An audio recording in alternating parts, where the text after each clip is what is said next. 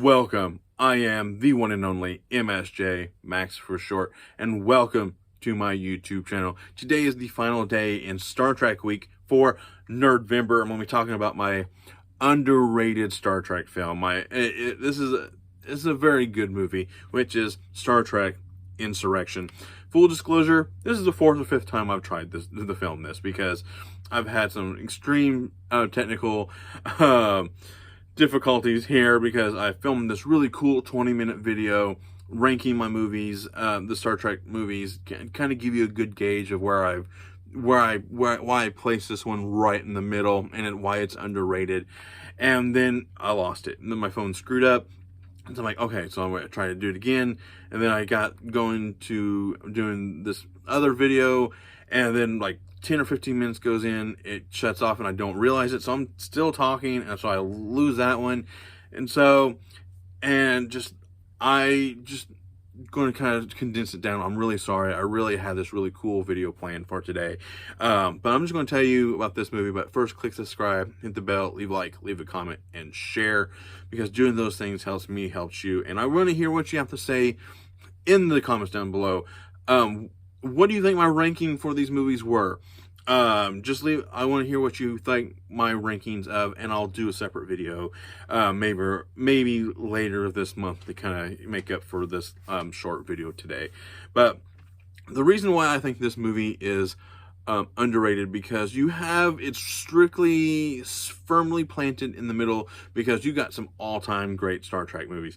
Con, 4H Home, you got, what else? You got First Contact, for me, the motion picture, but there's some really, Search for Spock. You got some good Star Trek movies.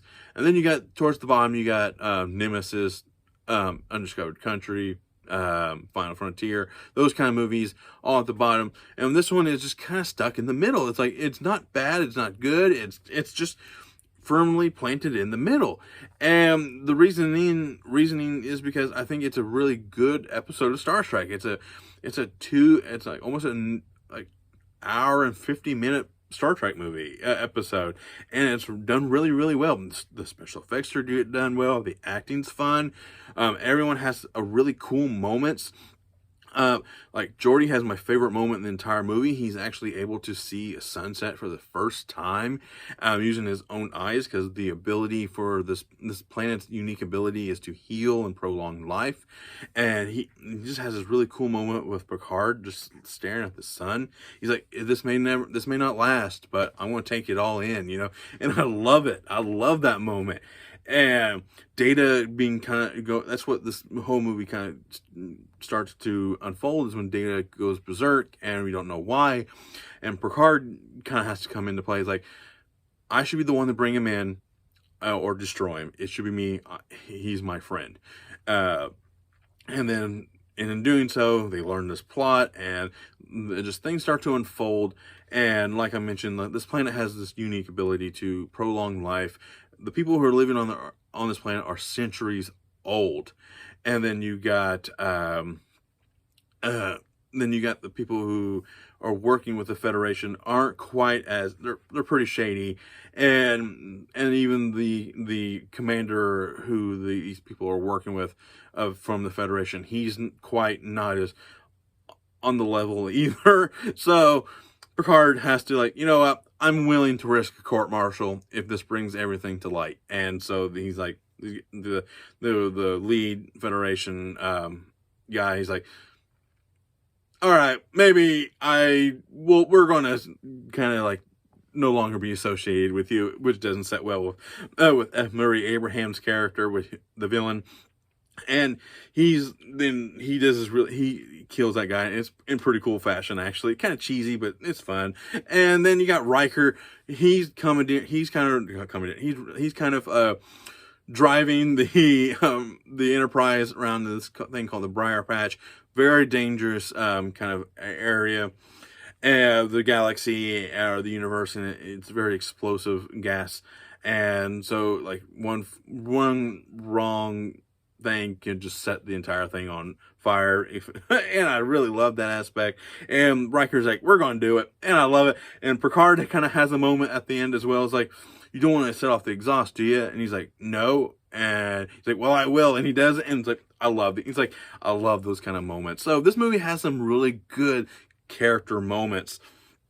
And Worf, he's going through Klingon puberty pretty much, and he hit some really cool hand-to-hand combat moments. And Crusher and Troy, they're doing their things, helping out the people because they're trying to relocate these people off this planet. That was the initial thing, and when Picard stepped in, things changed because they learned what the true intentions were. I'm not going to spoil anything too much, but they want to like separate themselves from technology, and these people are trying to bring technology in, and they're not liking it. So that's all I'm going to say. But there are some really good moments in this movie. I really enjoy it. I wish I could talk longer, but I'm not quite sure if my camera will malfunction again. So I'm just going to end it here. Like, if you just want, like I mentioned when I was talking about my favorite Star Trek film, how if you wanted to show Star Trek to somebody, Voyage Home would be pretty good. I think this one would be pretty good as well, because you don't need this huge backstories of knowing each of the characters, and you just know that Data's an android. Riker and Troy kind of are very flirty. It's very apparent. Picard, he's the leader, and Worf, like death in battle is a high honor, that kind of thing. You get that all from this movie, and plus the story isn't that bad, and it's not world domination or anything ridiculous as cloning or whatever. It's pretty simple, and that's what makes this a pretty underrated Star Trek film. So that is all I have to say. I really wish I was able to do the video that I had planned for the day, but like I mentioned at the beginning, if you want me to do that video, let me know in the comments, because I will do my ranking video for the Star Trek films, and just let me know, and I'll actually include the Kelvin timeline in those, just to kind of make up for the things. So that is all. My theme for my next set of videos will be video games. So I know they're going to be video game movies, video games that take place within the movies. So stay tuned to figure out which is which. And that is all. I am the one and only MSJ, Max for short. And all I can say is live long and prosper, and thank you.